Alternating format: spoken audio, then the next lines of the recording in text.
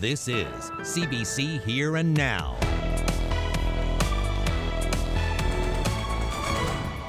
If they're in immersion suits, there's still the possibility of finding survivors. The search for survivors as a Spanish fishing vessel sinks off the coast of Newfoundland. I'm Anthony Germain at the Beijing Olympics. Coming up on Here and Now, we'll meet up with Brad Gushue and his team and talk about curling and COVID. Don't go away. Yesterday was the snowiest day in St. John's since Snowmageddon. Get out and enjoy it because double-digit temperatures on the way to start the weekend. Welcome to Here and Now. I'm Carolyn Stokes. We begin with a tragedy off the Newfoundland coast. The search continues tonight for missing crew members from a Spanish fishing boat that sank last night. 3 survivors were rescued, 7 bodies recovered, and 14 fishermen are still missing. Here and Now's Peter Cowan has the latest. The Coast Guard says whatever happened, happened quickly. There was no mayday call from the Bia de Pitan show, only an electronic beacon telling them that something was wrong. Other fishing boats in the area scrambled to pull survivors from the water. The Spanish ship is a factory freezer trawler with Spanish, Peruvian, Ghanaian crew. Searching has been a challenge because it's almost 500 kilometers from shore. So helicopters, for example, have been using an oil platform to refuel. They found both of the life rafts and the survivors have not needed medical help. Well, they needed rewarming. They had hypothermia, but the fishing vessel feels that they had all the resources on board to do that, and it seems their condition's improving. So there was no need to transfer them off the vessel at this time, and they can remain there. And we don't want to pull the vessel off the search. The Coast Guard hasn't been able to talk to the surviving crew to find out what happened. It's an international search with 3 helicopters, Canadian and American Hercules aircraft, foreign fishing vessels, and a Canadian Coast Guard ship all joining the hunt. They're holding out hope that they can find some of the missing crew members alive. If they're in immersion suits, there's still the possibility of finding survivors. But as you say, the water temperature is very cold. They've been in the water now for well over 12 hours. And obviously that diminishes survivability. But we're still continuing with the intention of trying to find survivors. That search is expected to continue through the night. The Coast Guard says they'll reevaluate in the morning. Peter Cowan, CBC News, St. John's.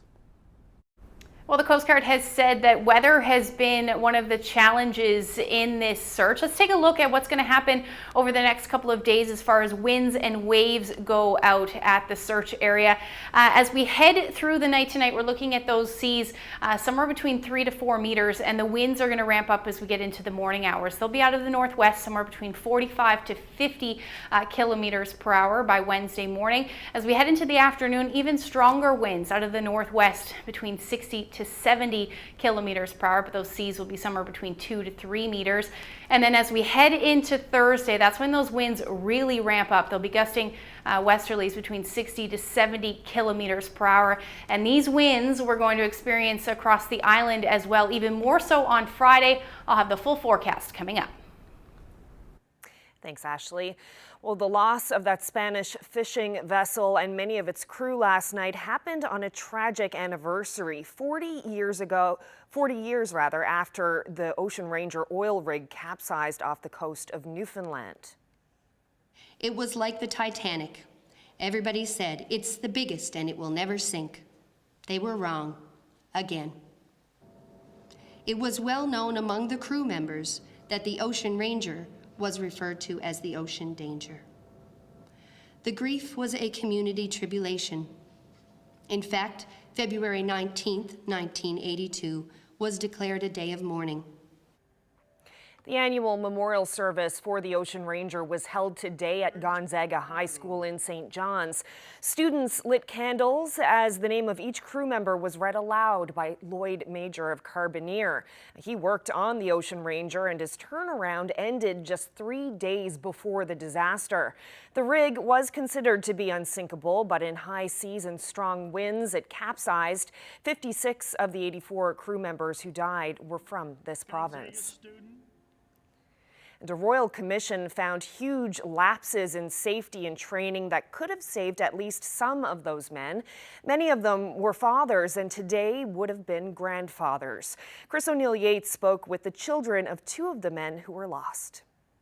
Gallahue Blevins always looked forward to the day when his dad would come home off the rig, just so they could do things together, along with his two younger sisters.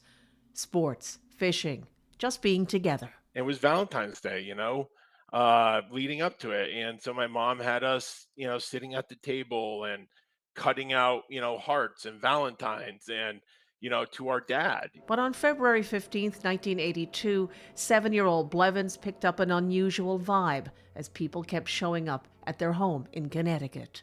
Kept hearing people talking about searching, looking for survivors. The news was coming in very, very sporadically. It was eventually confirmed that Thomas Blevins and the 84 men on board the Ocean Ranger would not be returning home.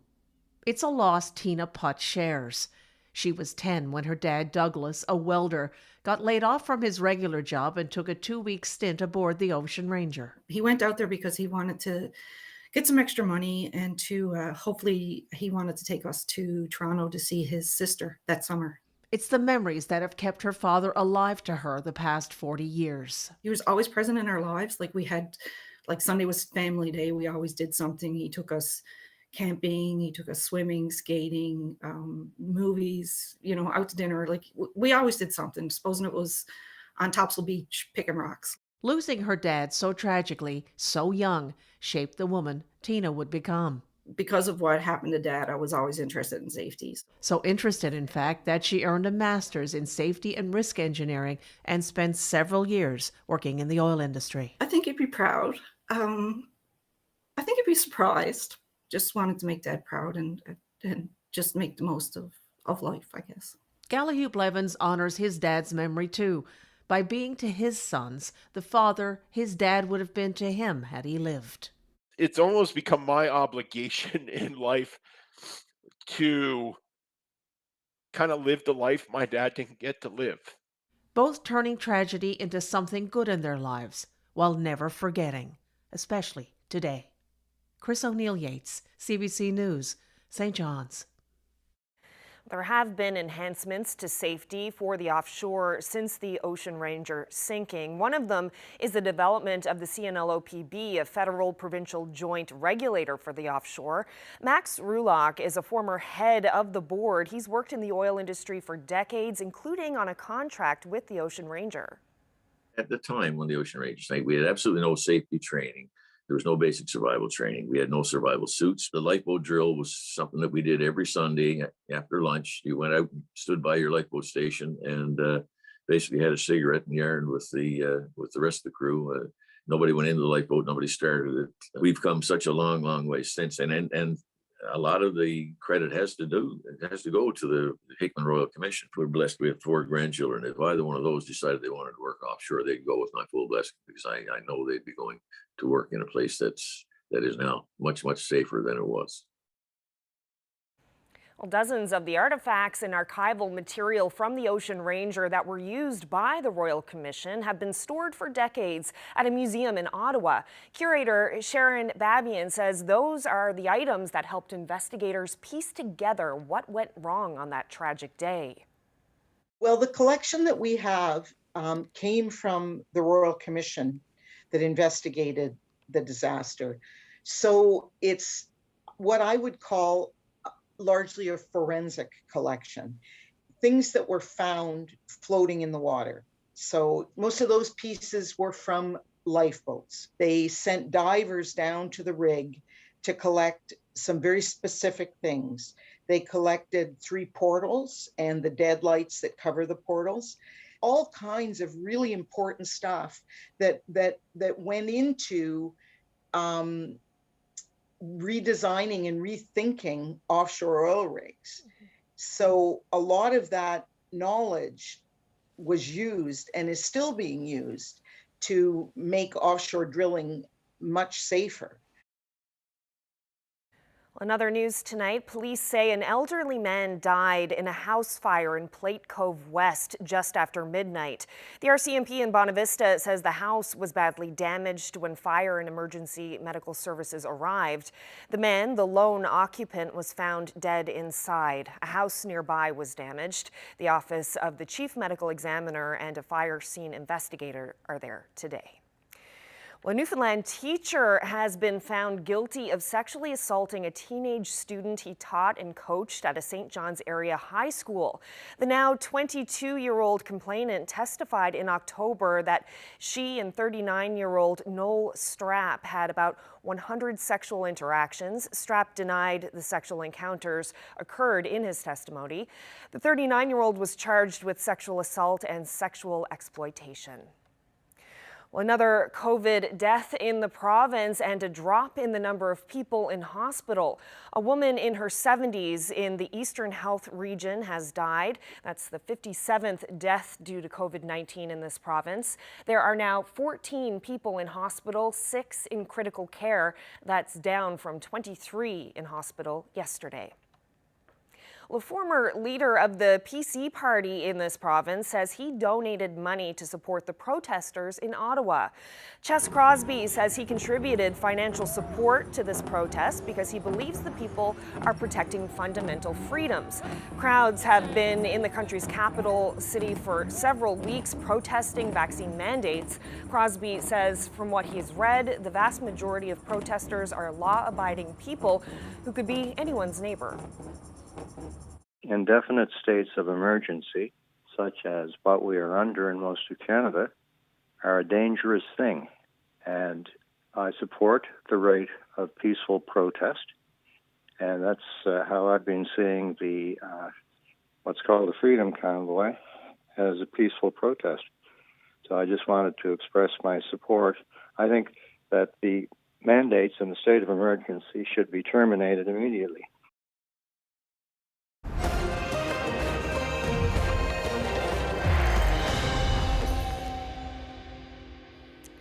Brad Goujiu and Team Canada lost a chance to solidify a playoff spot at the Olympics today. Team Canada lost to their Russian opponents in round-robin play in Beijing this morning. It took an extra end for ROC to break a 6-6 tie and defeat Canada. Goujiu now has 5 wins and 3 losses in round-robin play and must defeat Great Britain to make the semifinals. And that game is tomorrow night at 9:30. Our own Anthony Germain tracked down Team Goujiu while chasing another story at the Olympics in China. Here's their conversation before the teams lost to Russia today. So I'm on a network assignment, but I'm hoping I'll be able to do a little bit of ad-libbing here if I can actually stop Brad Goujiu and the boys, and we'll see how they're doing. Congratulations. Thank you. How you doing? Anthony, how are you? Great haircuts. Just a message for people back home. How are you guys doing overall, given the COVID situation and the bubble here in the Olympics? Everything's so far so good. It's a pretty secure setting. We've been pretty comfortable. Residence is great. Food's been pretty good. Lots to choose from. So far so good. Got a little snow yesterday, the day before, made it feel like winter, and so we've been having a great time. And a little bit of hair cutting I noticed on social media. So you've become a barber, have you? Can't believe Brad is even letting him do it. This is trust. Or stupidity. It's 10 years of trust right here. Well, they're not wearing hats out here, so I mean that's a good sign, right? But didn't get a haircut, hey? Doesn't trust us. We trust him. It's a trust exercise, and we learned where the trust goes. And anyway. How have you found the daily ritual for the swabs and the testing and trying to stay away from everybody? Because usually a big part of the Olympics is the camaraderie among athletes, seeing other people. How have you handled that side of things? It's been pretty good. I mean, that's unfortunate, the whole with the COVID and having to keep their distance, but the swabs are super easy. Just in the morning, it's usually up, nobody in line. It takes about 2 seconds and you're out of there. So that's not really an inconvenience in any way. The testing is what we expected. It's normal. You guys have been here for a while. You just beat a surprisingly strong team from China. They played really well. They throw a good rock, and we kind of weren't as sharp as we could be, and gave them some chances, and they capitalized on it. So they're a good team, and they've given a lot of teams a good game. What have you made of the fact the way China has actually gotten into curling over the last 10 years or so? I think they put a lot of time and effort into building their program over the last decade, especially leading up to these games. They put in a lot of work, and they're willing to put the time in. They've been practicing a ton because they haven't been playing a lot on tour, especially the last couple of years with COVID. But you can tell they're definitely putting in the work, and it's starting to build their program a little bit. And I think we'll see those guys at some World Championships now in the next few years. Any message for people back home in Newfoundland watching you guys? Yeah, I mean, just thanks for all the support. It means a lot, and I know there's, like I said, probably people up all hours of the day and trying to nap when they can to try to watch some games. Yeah, all our fans are great all across the country and through the province. We appreciate the support regardless of the hour that they're up. So keep cheering for us. We're working as hard as we can, and we got a few games left. Yeah, I just echo what those guys said. We definitely, even though we're on the other side of the world, we feel the support and we feel that everybody's behind us. So just gonna keep giving it our all. Hey, congratulations, Brad. Thank you. Nice to see you. Yes, you too. So listen, the China team kind of surprisingly strong from what I saw. What do you make of the way China's developed over the last several years? Yeah, they throw the rock really well. It seemed like every rock that they threw, they gave it a chance to be made, and I was quite impressed with that. Other than a couple of strategy errors where they could have really taken it to us, and they played a more defensive shot. Other than that, I thought they played really well and could have easily won that game. So I saw these guys come in with the kilts and playing bagpipes, and actually, I'm not an aficionado, so I don't know whether someone plays the bagpipes well or not. It sounded pretty good to me. What do you make of the fact that the Chinese have gone to this effort? Because those guys have been basically brought into the bubble, they stay in the bubble, they play multiple times a day. What do you make of Scottish bagpiping? Yeah, one of those curling traditions that seemed to stuck around and made its way over here, so it's kind of nice to hear. Yeah, I was quite surprised to hear it in the first game, but they're doing a good job. Sounds good to me. It's kind of interesting, with curling now about to happen in Vegas and in Prince George, and you've got Chinese bagpipers here. What does that all say about how, I remember growing up and curlers didn't look like you guys, they weren't necessarily fit. It's become such a sport with international appeal in places like Vegas and China. What do you make about the global reach of curling nowadays? Yeah, I think this event is helping that. I think the Olympics brings it to markets that we don't normally get to, and people enjoy watching it. Like the TV numbers for curling at the Olympics are huge. So that's a testament to how entertaining the sport is and how people are interested in it. We just got to get more people out there trying it and playing it, and that's hard because you need curling clubs. Now, a lot of people back home certainly remember 2006. I don't want to make any predictions, but how are you feeling as curling goes ahead now? Because you won today, which I think you had to do. Yeah. Everybody's sort of looking forward towards the gold medal match. How are you feeling heading towards the end of curling here? Yeah, we got a lot of work to do before we could even think about that. We got to win at least one, if not two, of our next games to make sure we're in the playoffs. So that's the focus right now tonight against Russia, and if we can win that, then we'll see where we stand. And once you get to the playoffs, then it's a whole new ballgame. I just want to say thanks for all the support. Really do appreciate it. It's been awesome. I know they're all staying up late at night, and I'm not on social media, but I'm getting the feedback from my wife and my children, and thanks so much for the support. We love it. All right. Thanks. An extreme cold warning for Western Labrador today. The wind chill is in the -40s. You certainly have to bundle up for those temperatures if you're doing anything outside, and those frigid temperatures are expected to stick around until tomorrow morning. Stay with us. After the break, Ashley will have your full forecast.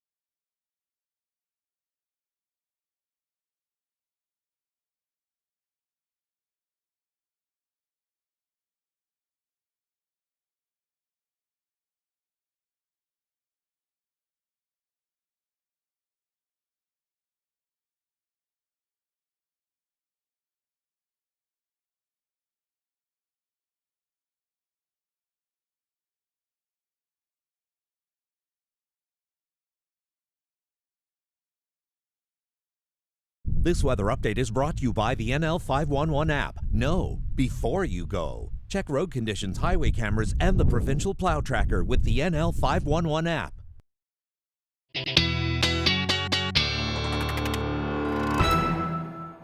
A delayed start to the school day for many students today. Last night's storm meant a messy morning. Lots of digging out to do. Snow-covered and slippery roads on the drive to work for sure today.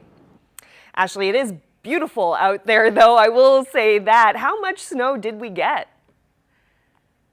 Yeah, we saw quite a bit of snow. Yesterday we were talking around showtime, it was about 30 centimeters. So through the overnight period, another 15 centimeters fell for St. John's. Let's take a look at the numbers right across the board. So 45 centimeters in St. John's, 40 in Clarenville, and then we've got those the snowfall totals as you head towards Brigus, 32 centimeters. And then significantly less for the southern areas of the island. Winterland, 18 centimeters, and Burgeo sat around 13 centimeters. So unfortunately, the temperatures are on the rise, though, as we head through Thursday and Friday, back up into the double digits. This will be accompanied by rain. So keep this in mind when you are doing your snow clearing over the next couple of days. Make sure you do clear those storm drains so that what does melt on Thursday and Friday has a place to go. Now, these warm temperatures are not just for St. John's and Eastern Newfoundland. Most of the island will see those warm temperatures as we head into Thursday. Same thing for Southeastern Labrador, and a bigger push of mild air, as I just showed you there, the potential to see those double digits will move in as we head into Friday. After that, temperatures, the jet stream will take a dive again, and those temperatures will drop back down as we head into Saturday. So what we have going on right now is that area of low pressure well offshore, and that cold air gripping the province as we speak, seeing some of the flurries continue for a good chunk of the day as well for the Avalon. And that cold air, thanks to that jet stream, really further down, and you can see that as far as those temperatures go, minus 20s for Labrador, minus 19 for Happy Valley, Goose Bay, and as we head towards the island, minus 10 in Deer Lake, and then minus 5 for St. John's. But that temperature has dropped now into the close to the minus teens, minus double digits anyway, for most of the island, and that wind chill fairly cold out there, feeling more like minus 22 in St. John's. Up across Labrador, those wind chills into the minus 40s for Nain. And we do have that extreme cold warning for northern Labrador as well as the west. Your temperatures dipping down to minus 29, but your wind chills will feel closer to minus 45, even close to minus 50. And you can see with those winds between 60 to 70 kilometers per hour. As far as the island goes, temperatures not dipping too much, or are going to dip rather further as we head through the night tonight, minus 11 to minus 16 into the minus 20s. As we head towards the northern peninsula, but the winds will stay breezy again, northwesterlies or westerlies between 50 to 60 kilometers per hour. Now, as we head through the day tomorrow, the temperatures won't move too much, still in the minus double digits. Those winds, again, pretty brisk between 30 to 50 kilometers per hour.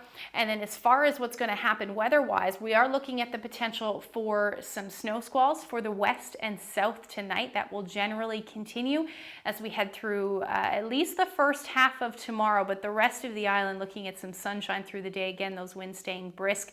And eventually, as we head into the afternoon and evening hours, some snow will start to spread across the big land and eventually make its way towards western Newfoundland and through the overnight for the rest. This will come with the warm-up as well, like I said, into Thursday, where we'll see that milder air push through. Temperatures should be into the single digits on the plus side of the mercury, even minus single digits up across Labrador. And then as we get into Friday, that's when that big warm-up comes. 10 degrees, windy conditions as well. We could see gusts in excess of 80 to 100 kilometers per hour, and then drop back down for the weekend with some sunshine, but also the chance of some flurries. Now for central Newfoundland, you're looking at single digits, or rather minus single digits for both Saturday and Sunday with the return of those flurries. And then for western Newfoundland, same thing. However, going to keep your skies gray through the weekend, minus 5 to minus 6. Now for eastern Labrador, minus teens right through the weekend, and then a little bit cooler for the west, with your temperature around minus 20 by Sunday. Take a look at this, perfect place to weather the storm. Jeff Sears shared that photo with us, and if you have any weather photos, send them to nlphotos@cbc.ca. tonight. Thank you so much for joining us. Hope you can join us again tomorrow night.